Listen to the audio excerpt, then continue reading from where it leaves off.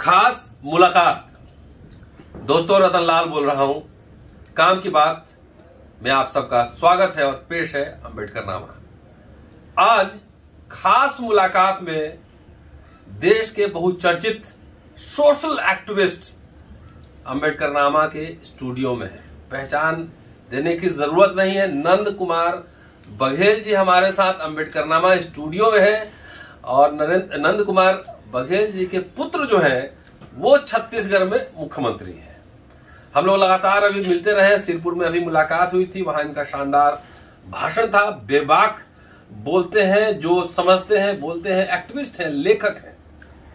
और constitution club में जब प्रोग्राम हुआ था, भूपेश बघेल जी का अभिनंदन समारोह हम लोगों ने किया था संविधान बचाओ संघर्ष समिति के बैनर पे। उस समय भी नंद कुमार बघेल जी वहां पे आए थे और बहुत ही शानदार भाषण दिया था। अभी आपने सुना होगा कि चर्चा में थे और इनके पुत्र छत्तीसगढ़ के मुख्यमंत्री साहब ने इनके ऊपर मुकदमा कर दिया था।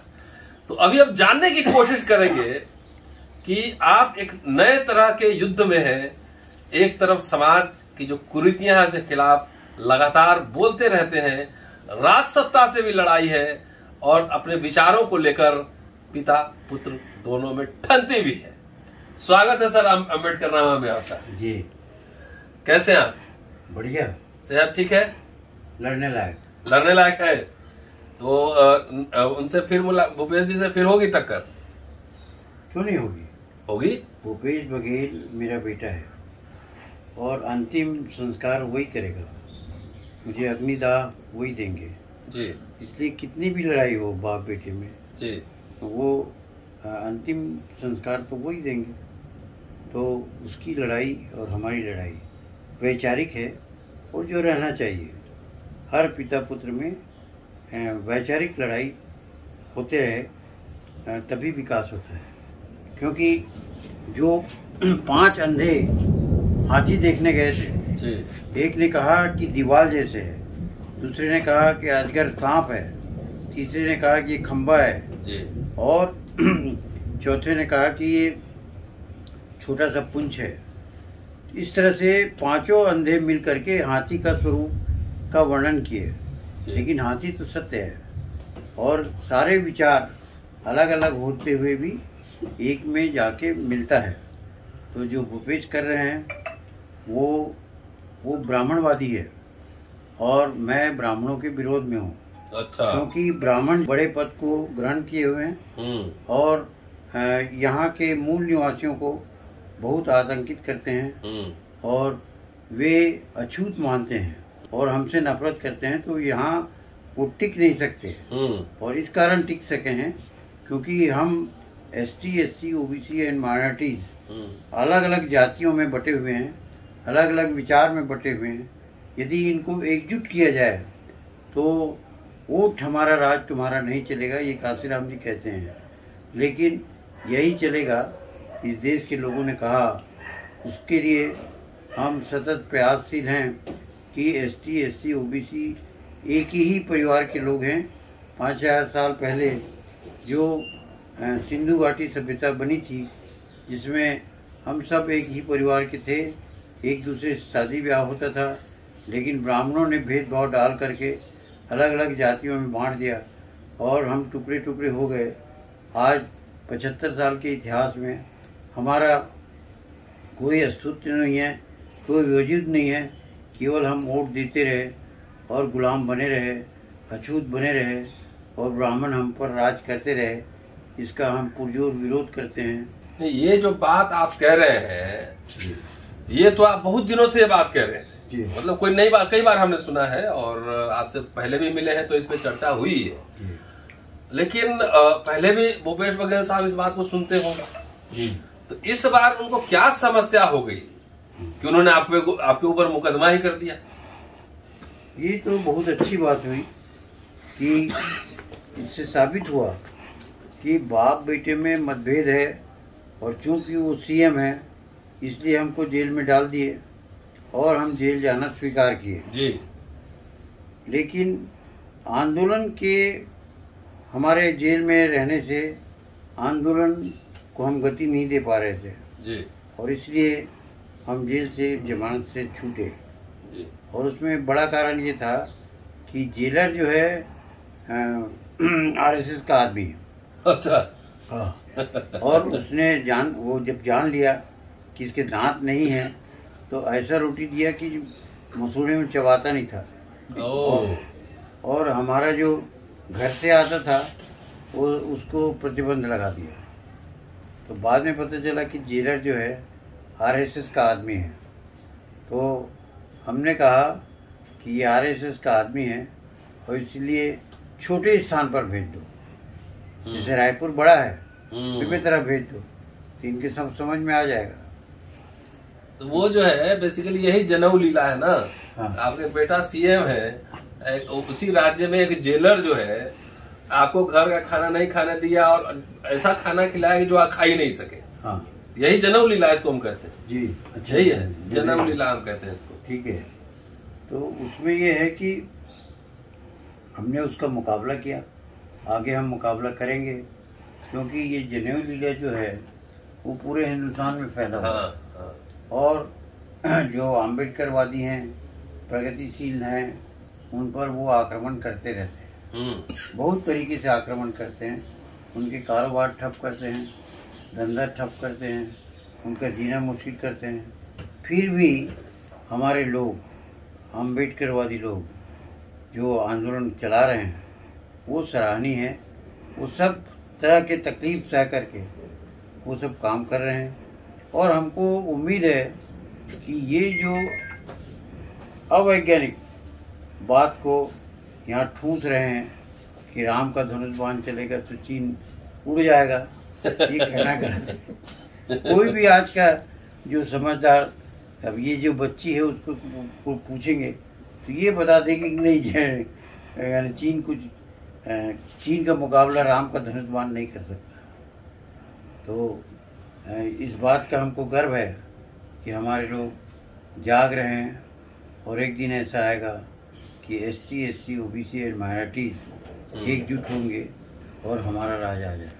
तो पुत्र राज धर्म का पालन कर रहे हैं और आप अपने नैतिक धर्म का पालन कर रहे हैं। हाँ, है ना, यही बात है बेसिकली। ये संघर्ष अनवरत जारी रहेगा। आपने एक बात कही थी, कॉन्स्टिट्यूशन क्लब में भी आपने कहा था, सिरपुर में भी कहा था कि कांग्रेस पार्टी ने, राहुल ने मेरे बेटा को सीएम बनाया है और मैं राहुल गांधी को मैं पीएम बनाऊंगा, आपने कहा था ना। हाँ जी। तो उस बनाने की योजना क्या है? अगर पीएम बन के फिर वो गिरफ्तार किए तो? देखिए, राहुल गांधी का मैं एहसानमंद हूँ और इस बात को मैं खुलेआम डंके की चोट पर कहता हूँ, लेकिन राहुल गांधी से शर्त यह है कि वो ब्राह्मण उम्मीदवार न उतारें। और ब्राह्मणों को यदि उतारेंगे तो हमारी राहुल से नहीं पटेगी और हम ब्राह्मण के गुलाम नहीं बनना चाहते। तो ये सोनिया परिवार और राहुल गांधी को समझना चाहिए कि ब्राह्मणों को, ये तो पिछड़े वर्ग को छत्तीसगढ़ में निकाल करके ब्राह्मणों को बैठाए हैं और ब्राह्मणों को यदि खड़ा करेंगे हम सब ब्राह्मणों को हराएंगे। क्योंकि पिछले समय जब भूपेश बघेल ने 27% आरक्षण पिछड़ों का दिया था तो हाई कोर्ट ने कहा था कि रिकॉर्ड लाओ कितने लोग, उसकी पिछड़े वर्ग की जनसंख्या क्या है। तो भूपेश बघेल की जो सरकार है उसको खोजा, लेकिन प्रतापगढ़िया मुख्यमंत्री, भूतपूर्व मुख्यमंत्री क्या नाम है, रमन सिंह ने सब वो जला दिया था और इसलिए वो पेश नहीं कर सके। और 27% आरक्षण के खिलाफ जो 41 ब्राह्मण लोग कोर्ट में गए थे और ब्राह्मण जज ने उसके पक्ष में फैसला दिया और 27% आरक्षण खत्म हो गया। अब हमारा प्रश्न ये है कि वो 27% आरक्षण जो 54% हमारी जनसंख्या है पिछड़े वर्ग की, तो वो कौन खा रहा है? चलिए, यही जनेऊ, अब आपको जनेऊ लीला शब्द याद रखना है, उसी में सब बात है। जनेऊ में आपकी एक बड़ी महत्वाकांक्षी योजना थी और शायद उस दिशा में छोटा सा काम मैं भी कर रहा हूँ अम्बेडकरनामा चला के, कि आपने कहा था कि लाखों करोड़ों को बौद्ध बनाएंगे। कहा था आपने, मुझे याद, पूरे भारत को बौद्ध बनाएंगे। तो रोज मैं बाइट में देता हूँ। हाँ, बौद्ध हैं। तो चलो बुद्ध की ओर। हाँ, चलो बुद्ध की ओर। हम लोग भी कोशिश कर रहे हैं कि कुछ हो इसमें, कुछ धर्मांतरण पूरा एपिसोड बना रहे हैं हम बाबा साहब का। तो यहाँ मंत्री राजेंद्र पाल गौतम जी भी हैं, दिल्ली सरकार में मंत्री हैं, हमारे मित्र भी हैं, बड़े भाई भी हैं, वो भी मिशन चला रहे हैं पूरा कि 10 करोड़ बौद्ध बनाना है। तो इसकी योजना क्या है, कैसे कैसे तैयार करेंगे? हाँ बिल्कुल राइट। हमारी योजना ये है कि हमारा यूनिट है ग्राम पंचायत। ग्राम पंचायत के सरपंच को केवल 2000 रुपये मिलता है और उसके जो खर्च हैं जैसे सीमेंट है, लोहा है और दूसरे बनाने की बात है, उसको 15 साल के पहले कीमत दिए उसका आकलन होता है। और इसलिए हमने ये कहा है कि यदि लोकसभा और विधानसभा जिताओगे तो आपको सबसे ज्यादा तनख्वाह पाने वाले पंचायत के अंदर मान लीजिए 40,000 है किसी शिक्षक का वेतन, तो 40,100 मिलेगा। एक दूसरा ये है कि सारे कर्मचारियों का तनख्वाह सरपंच के हस्ताक्षर के बगैर नहीं निकलेगा, तो इससे कंट्रोलिंग पावर आ जाएगा। और सरपंच लोग चाहेंगे कि हमारी भी कीमत 40,000 रुपये हो, तो वो लोग कोशिश करेंगे। हमारा शर्त है सरपंचों से कि जब तक कि आप नहीं जिताओगे लोकसभा और विधानसभा, तब तक कि आपकी तनख्वाह हम नहीं बढ़ा सकते। क्योंकि जैसे मान लीजिए कि उत्तर प्रदेश में हमको काम करना है, तो उत्तर प्रदेश का लखनऊ का राजा कौन होगा? कुर्मी होगा। लखनऊ का राजा कुर्मी अथवा ओबीसी होंगे। और इसके लिए वो आप तैयार हो गए तभी होगा, क्योंकि सरपंच ही वोटर को निकालता है, वही जिताता रहता है, तो उसको कोई महत्व नहीं दे रहा है। इसलिए हम सरपंच को सेंट्रल में रख करके और धान की कीमत 2500 रुपया, बिजली बिल हाफ, कर्जा सारे माफ, ये जो भूपेश मॉडल का है, तो उस विचार को मतभेद होते हुए भी हम भूपेश मॉडल करना है करके देश भर में प्रचार करते हैं। ये बिहार में हो, गुजरात में हो, पूरा हिंदुस्तान में हो। अभी 940 विधानसभा में चुनाव हो रहा है, उसमें करीब 750 विधानसभा में हमारा कैंडिडेट खड़ा हो रहा है। और उसके लिए मैं चुनाव आयोग में गया, तो चुनाव आयोग में ये चाहा कि हम आपसे मिल करके क्या क्या कमी है इसको जानना चाहा, लेकिन चुनाव आयोग का मुख्य अधिकारी ब्राह्मण है, इसलिए 2 साल हो गया हमको ये नहीं मिल रहा है। तो अपनी पार्टी खड़ी कर रहे हैं? हाँ। तो पार्टी का नाम वगैरह रजिस्टर्ड हो गया? सोम पार्टी। सोम party, SSOM, ST SC OBC and minority. अच्छा, मिला के हम कॉम्पीट करेंगे, तो कोई माई का लाल हमको हरा नहीं सकता। तो अभी तो कांग्रेस से विद्रोह हो जाएगा। होने दो ना, कांग्रेस का तो हमने ऑफर दिया कि यदि ब्राह्मण को सामने नहीं लाओगे तो हम तुमको प्रधानमंत्री बनाएंगे, लेकिन वो ब्राह्मणों को ही सामने ला रहा है, तो हम क्या करेंगे? तो ये इसका एक बात और रह गया सर, बौद्ध धर्म का जो प्रचार का एक कल्चरल रेवोल्यूशन या कल्चरल चेंज करने की योजना है कि भारत को बौद्धमय बनाना है, इसके बारे में थोड़ा बताएं, कैसे क्या इसका तरीका होगा बनाने का? हाँ, हमारा ये कहना है कि हम उसको मैनिफेस्टो बनाकर लड़ रहे हैं, चलो बुद्ध की ओर। अच्छा, तो बुद्ध ये कहते हैं कि जो बुद्ध को पूछा गया कि क्या जितने भी भिक्षु हैं उनको निर्वाण प्राप्त हो जाएगा, तो बुद्ध ने कहा नहीं, मैं मार्गदाता हूँ, रास्ता बता सकता हूँ, चलना उसका काम। आप नहीं चलोगे तो बुद्ध धर्म कोई काम का नहीं है। और यदि उसको टारगेट बना के चलोगे, बुद्ध कहते हैं कि यदि आप सत्य के मार्ग पे चलोगे, तो निरंतर चलोगे, तो रास्ता अपने आप बनते जाता है, मिलते जाता है। जैसे मुझे मिला जी, मैं तय किया कि मैं बुद्ध धर्म को अपनाऊंगा, और बुद्ध धर्म के अपनाने के बाद जो बुद्ध का आदेश है कि असत्य ना बोलो, आपके कोई भी कार्य से ऐसा ना हो कि आप असत्य बोल रहे हो तो आपका नाश होगा, क्योंकि एक सत्य असत्य 10 सत्य को नाश करता है। और धीरे धीरे जो वो असत्य है वो आपके तपस्या को समाप्त करता है। इसलिए हमने तय किया कि हम बनते दम तक के हम असत्य नहीं बोलेंगे जी। इसने एक समय नाई से हजामत कर रहा था, तो उसमें ये असत्य बोला, तो मैंने कहा रिक्की ये जो असत्य बोले हो वो संग्रह होते जाता है, और बाद में तुम्हारे घर के बीवी बच्चे भी तुमको बोलेंगे ये कभी भी झूठ बोल देगा।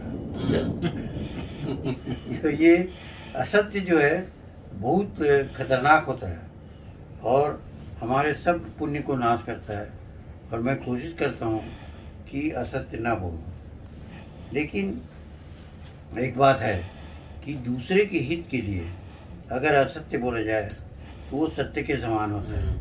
जैसे एक गाय जा रही थी और सत्यवती एक साधु था और उसके सामने गाय गई और उसके पीछे पीछे कसाई जा रहे थे, तो उस समय सत्यवती को पूछा गया, कसाई लोग पूछे कि वो गाय कहाँ गई, तो उसने कहा कि यदि मैं सत्य बोलूं तो उसका प्राण चले जाएगा गाय का। उसको बचाने के लिए यदि करता है तो वो 10 गुना असत्य जो है 10 गुना सत्य के बराबर होता है। किसी के भला के लिए हम यदि असत्य बोलते हैं, हमारा नियत साफ है, तो वो सत्य के बराबर होता है। सर छत्तीसगढ़ के मुख्यमंत्री से आपके सैद्धांतिक मतभेद है, आप उनके पिता भी हैं। हाँ। सैद्धांतिक मतभेद तो वैचारिक चलते रहते हैं, घर में भी होता है, लेकिन आप खुल के मोर्चा संभालते हैं। एज ए मुख्यमंत्री आप भूपेश साहब को कितना नंबर देंगे? भूपेश साहब को 50% से ज्यादा नहीं दूंगा। 10 में 5? 50%, हाँ 10 में 5 रहेगी। तो थोड़ा नंबर इधर घटा है, क्योंकि वो जब मेरा ये कहना है कि 27% आरक्षण दिया था और एक 40 ब्राह्मणों ने उसके खिलाफ दायर किया था, और उसी ब्राह्मण को कबीर सोच संस्थान का ये बना दिया। तो ये पता लगा था मुझे। हाँ, इसलिए हम ये कहते हैं कि वो नंबर देने लायक नहीं है, ब्राह्मणवादी है। और जब उसकी माँ की मृत्यु हुई थी, ब्राह्मण लोग उसको मार डाले थे, तो हमने कहा कि बौद्ध रीति नीति से धम्मतरी में उसका अस्थि विसर्जन होगा, तो वो अड़ गया, नहीं मैं इलाहाबाद ले जाऊंगा और हिंदू रीति नीति से करूंगा। तो बीच में फैसला हुआ कि आधा आधा बंटवारा हुआ, आधा अस्थि विसर्जन हम बौद्ध रीति नीति से करेंगे और आधा जो है वो उसके हिसाब से इलाहाबाद लाया। सर अम्बेडकर नामा बहुत छात्र और नौजवान बहुत लोग देखते हैं जी। और चलते चलते अब आखिरी सवाल, उनके लिए क्या संदेश है जो नौजवान छात्र जो देखते हैं, 25, 20 से 30 वर्ष के छात्र? हाँ, इसमें मेरा विरोध ये है कि जितने भी अम्बेडकरवादी हैं जी, वो कुर्मियों का नाम ही नहीं लेते, जबकि कुर्मी के कारण वो इंग्लैंड गया, कुर्मी के कारण अमेरिका गया, सब पढ़ा लिखा और बेस कुर्मी है, बुद्ध भी कुर्मी है, और उसका एक जगह भी ये अम्बेडकरवादी नाम नहीं लेते, तो मेल मिलाप कैसे होगा? नहीं बाबू, जैसा है मेरे इस पे जो है ना, साहू जी महाराज, बड़ौदा महाराज, सब पे मेरे वीडियो बने हुए बहुत। दूसरा एक बात और बता दूं कि बड़ौदा महाराज से और साहू जी महाराज से शिक्षा लेते हुए हमने अभी इसी महीने 15 तारीख को एक पिछड़े समुदाय के छात्र को लंदन भेजा LLM करने के लिए, और उसके लिए 24 लाख रुपए हमने समाज से इकट्ठा किया। 24 लाख रुपए हमने समाज से इकट्ठा करके उसके अकाउंट में डलवा दिए, और इसी 15 तारीख को लंदन यूनिवर्सिटी में LLM करने गया, वही पिछड़े समुदाय का लड़का है। तो जी, तो हमारे यहाँ अम्बेडकर वो सारे एक एक पन्ने प्रचार होना चाहिए जी, एक एक पन्ने हम पढ़ पढ़ के लोगों को बताते हैं। और मैंने कहा है वीडियोस में, जो साथी देखे होंगे, कि साहू जी महाराज ने और बड़ौदा महाराज ने इतना बड़ा काम किया था, हम लोग कुछ पे बैक करें। अगर सरकार नहीं भेज रही है तो समाज के लोगों को आना चाहिए। अगर 1000 आदमी 1000 रुपया इकट्ठा कर दे तो हम कितने छात्रों को बाहर पढ़ने के लिए भेज सकते हैं? उसमें मेरा ये कहना है कि जो आरक्षण की नीति का आविष्कार जो हुआ वो साहू जी महाराज ने किया, क्योंकि जो सब गुणों को एक साथ दाना के लिए खाने के लिए भेजे तो जितने कमजोर घोड़े थे उसको खाने नहीं दिया गया, और उसने कहा इसलिए आरक्षण की आवश्यकता है। जो कमजोर लोग हैं उसको आरक्षण की जरूरत है, कमजोर घोड़े हैं, तो आरक्षण का जो आविष्कार किया वो साहू जी महाराज थे। हमने बनाया वीडियो उस पे। अच्छा। हाँ, साहू जी महाराज 1920 या 22 में, अब डेट याद नहीं है, एक सभा में बोले थे, और बस अखबार चलाने के लिए दिए थे, और सभा में बोले थे कि अब देश में जो पिछड़ों का नेता मिल गया अम्बेडकर। उसमें हम वीडियो बनाए हैं, पेज नंबर के साथ लिखते हैं सब। हाँ, आप सर को वीडियो बीच में दिखाइएगा। बिल्कुल। तो काम हम लोग कर रहे हैं। अब धीरे धीरे इस समाज में ज्ञान का प्रसार कम था, धीरे धीरे हो रहा है। हम लोग ये सोच लिए हैं कि अब नौजवान बच्चे जो बढ़िया छात्र पढ़ने वाले हैं उनको अम्बेडकरनामा की ओर से विदेश भेजा जाएगा, समाज से ही पैसा लेंगे। तो नौजवानों के लिए एक संदेश दे दीजिए, क्या करना है नौजवानों को? नौजवानों को ये है कि आज तक के हम लोग बिखरे हुए थे, SC, SC, OBC and minorities में हम लोग बटे हुए थे। यदि उसको टाई अप कर दिया जाए तो हमारा मुकाबला कोई नहीं कर सकता। चलिए, और राज्य हमारे हाथ में आएगा।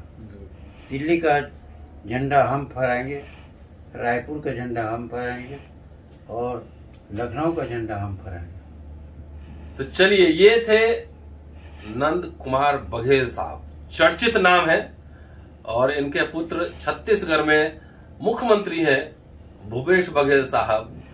कह रहे हैं कि बेटा ब्राह्मणवादी है और मैं बुद्धवादी हूं, ये सैद्धांतिक लड़ाई तो चलता रहेगा। और नंबर घटा दिए। पिछली बार मैंने पूछा था तो उन्होंने 10 में 10 दिया था, इस बार 10 में 5 नंबर दिया है इन्होंने। शुक्रिया। Keep watching and sharing Ambedkarnama. अगले एपिसोड में फिर मुलाकात। पूरा वीडियो देखिएगा, शेयर करते रहिएगा, क्योंकि बघेल साहब बेबाक बोल के लिए जाने जाते हैं, किसी राज सत्ता हुकूमत से नहीं डरते हैं। शुक्रिया, फिर मुलाकात होगी। जय भीम।